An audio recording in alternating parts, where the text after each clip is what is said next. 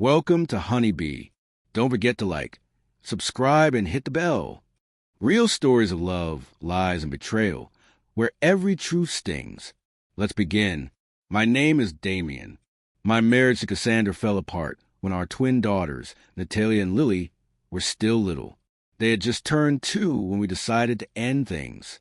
We'd been married for 4 years, but those years felt far longer than they should have, stretched thin by endless fights, deep differences, and a quiet realization that we had made a mistake neither of us wanted to admit.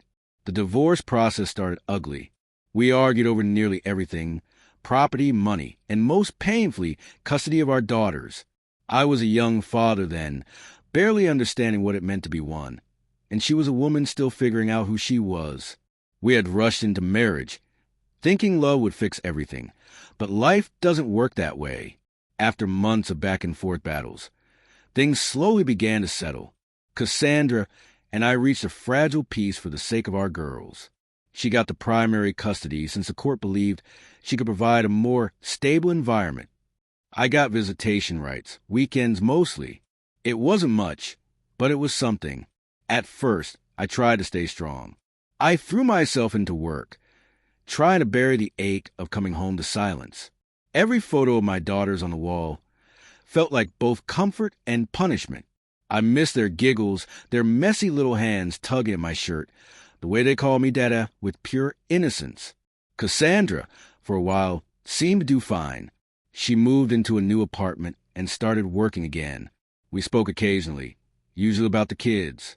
Those talks were polite but cold, like business meetings, short, precise, and emotionless. I thought we had finally found balance, or at least a way to coexist without reopening old wounds. But I was wrong.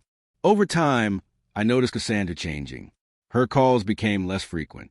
Sometimes when I came to pick up the girls, she'd be distant, distracted, her mind elsewhere. She started missing visitation schedules, claiming she was busy or that the girls were sick.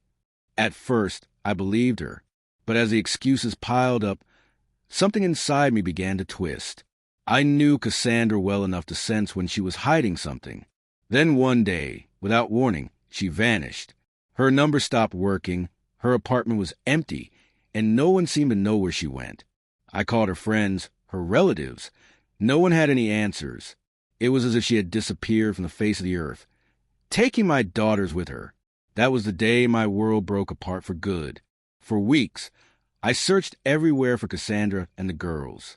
I called every number I could find, visited every place she might have gone, even checked hospitals and shelters, hoping someone had seen her. Nights blurred together in sleepless worry, with nothing but my own thoughts echoing back at me. The silence of my apartment grew heavier each day, filled only with unanswered questions and a father's helplessness. Months passed, and there was still no trace of them. I hired a private investigator, but even he came back empty-handed.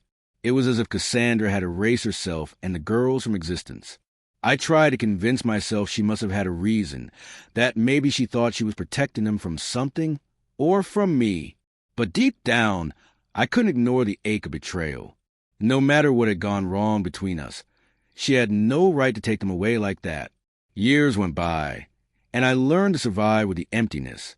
I focused on my job, moved to a different city, and tried to rebuild some kind of life.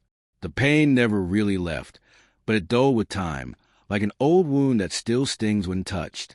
Sometimes I'd see little girls around the same age mine would have been and wonder what they look like now, if they remember me, if Cassandra ever told them about their father. Then, 15 years later, my phone rang with a number I didn't recognize. I almost ignored it, but something made me answer. A woman's voice spoke softly on the other end, familiar, trembling, and full of hesitation. "Damien," she said. "It's me, Cassandra." For a few seconds, I couldn't speak. My heart felt like it had stopped. I hadn't heard her voice in so long that it felt like a ghost had come back to life. She told me she was sorry. She said she had made mistakes, that she had left because she was scared. Of losing the girls, of losing herself, of everything. Her words tumbled out between sobs, filled with guilt and desperation. I sat there in silence, my hand gripping the phone, unsure whether to shout, cry, or hang up. She said the girls were grown now, that they wanted to know their father. For a moment, hope flickered in me again, the same fragile hope that had kept me alive all these years. But beneath her words, I sensed something else. Regret, yes, but also pain, fear, maybe even a secret she wasn't ready to share. That called open wounds I thought had long healed. Hearing her voice brought back everything, the love, the loss, the confusion. I realized that no matter how much time had passed, part of me still lived in the shadow of the day she left. I didn't know what to say. I wanted to see my daughters, to look into their eyes and tell them I never stopped thinking about them. But I also knew that facing Cassandra again would mean reopening every scar she left behind. That night, I sat by the window, staring at the city lights. Somewhere out there were the two little girls who once called me Dada, now women I barely knew. Somewhere out there was the woman who had once promised forever, then vanished without goodbye. After 15 years, they were back in my world. And though I didn't know what awaited me, one thing was certain. Nothing would ever be the same again.